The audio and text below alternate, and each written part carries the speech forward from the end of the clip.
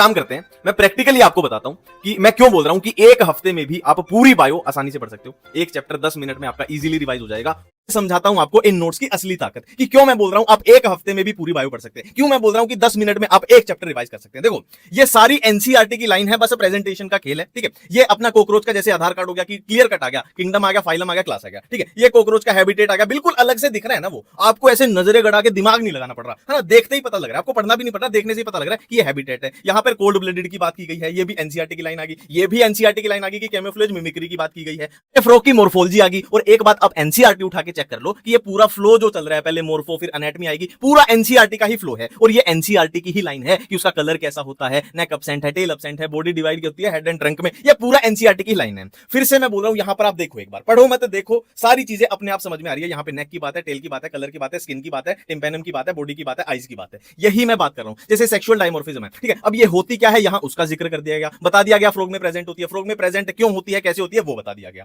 ठीक है। अब ये एनाटॉमी आ गई, तो सारे सिस्टम है, डाइजेस्टिव, रेस्पिरेटरी, सर्कुलेटरी, ये बता दिया गया। फिर बारी बारी से चलेंगे, पहले डाइजेस्टिव, फिर रेस्पिरेटरी, फिर सर्कुलेटरी। देखो एक और एग्जांपल, ये अपना बायोलॉजिकल क्लासिफिकेशन चैप्टर है, आरएच विटेकर के 5 किंगडम की बात कर रहे हैं। यहां प्रोकैरियोट आ गए, यूकैरियोट आ गए, ठीक है। अब देखो बारी बारी से बात की गई है कि सेल वॉल किसमें कैसी होती है, प्रेजेंट होती है या एब्सेंट होती है, प्रेजेंट होती है तो किसकी बनी होती है। हाँ, सारी एनसीईआरटी की कंफ्यूजन आपकी दूर। न्यूट्रिशन की बिल्कुल अलग से बात की गई है कि न्यूट्रिशन कितने टाइप का होता है और किसमें कैसा होता है, मोनेरा, प्रोटिस्टा, सारे किंगडम की अलग अलग से बात की गई है। और एग्जांपल देखो, प्रोटिस्टा किंगडम है, प्रोटिस्टा किंगडम में क्या क्या आएंगे, क्राइसोफाइट, डाइनोफ्लेजिलेट, यूग्लिनोड, स्लाइमर्ड, प्रोटोजोन, है ना। तो एनसीईआरटी की कंफ्यूजन को दूर कैसे करना है, हैबिटेट यहां पर अलग से लिख दिया, न्यूट्रिशन यहां पे अलग से लिख दिए। और क्या कंफ्यूजन होती है आपको भी पता है, सेल वॉल में कंफ्यूजन होती है, तो सेल वॉल की कंफ्यूजन अलग से लिख दी। अब इनके अलावा जो भी बच गया, कलर की थीम बनाई है कि ये बैंगनी कलर में चलेगा, क्राइसोफाइट तो बैंगनी में चल रहा है, डाइनोफ्लेजिलेट ग्रीन में चल रहा है तो ग्रीन में चल रहा है, ये ब्राउन में चल रहा है, ब्लू में चल रहा है। और एग्जांपल देख लेते हैं। देखो ये प्लांट किंगडम का चार्ट है, मैं आपको ये बोल रहा हूं, अगर ये चार्ट आप ढंग से देख लेते हो तो 70% आपका चैप्टर यहीं खत्म हो जाता है। Main plant body, life cycle, true root, stem, leave, water for fertilization, vascular tissue, seed, flower and fruit. रही बात प्राइस की, तो प्राइस भाई इतना रखा है, फाइनेंशियली कोई बच्चा कैसा भी है तो उसको लेने में दिक्कत नहीं आएगी। 299 में पूरी 11वीं, पूरी 12वीं, +1 ++2 299 में। लिंक मैं डिस्क्रिप्शन में कमेंट में पिन करवा दूंगा। थैंक यू, धन्यवाद।